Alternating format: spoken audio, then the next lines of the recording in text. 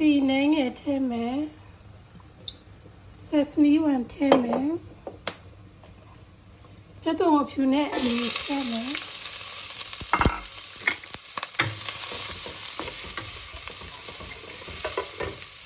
ဂျင်းကခဏဒီမှာထည့်မယ်ဂျင်းဒီဂျင်းကဆက်တယ်ဆိုတော့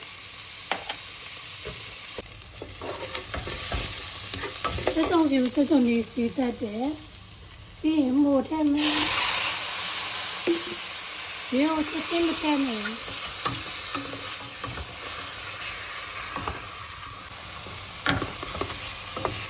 မို့ထည့်ပြီးတော့ခဏမှွေပြီးသွားရင်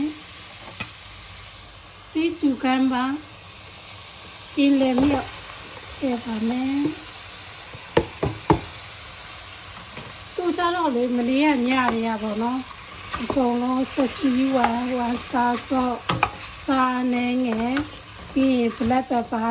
เชนเนงเงี้ยแค่บิโอติชาเนรีที่จุกันบ่าวหน้าตาบอกเนาะแต่เนี้ยหน้าตาดิกูเชื่อเลยบ่าวသူရေလေးခန်းချောက်သွားရင်ရေထည့်ပြီး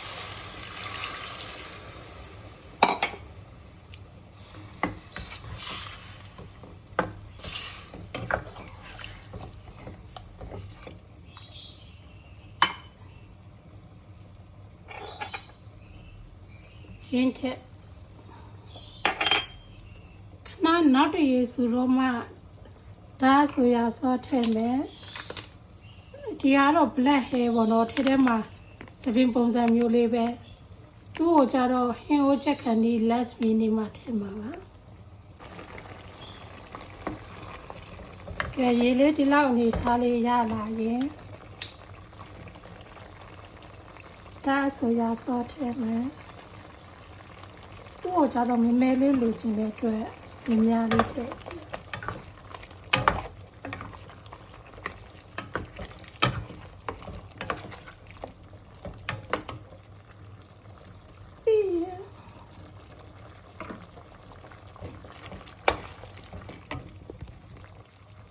ပြီးရင်ရေအများကြီးထည့်ပြီးတော့မီးနည်းနည်းနဲ့ချက်တော့မယ်မိုလဲနူစီကျူကမ်ဘာနဲ့မရှုံးရေအများကြီးနဲ့နူအောင်ချက်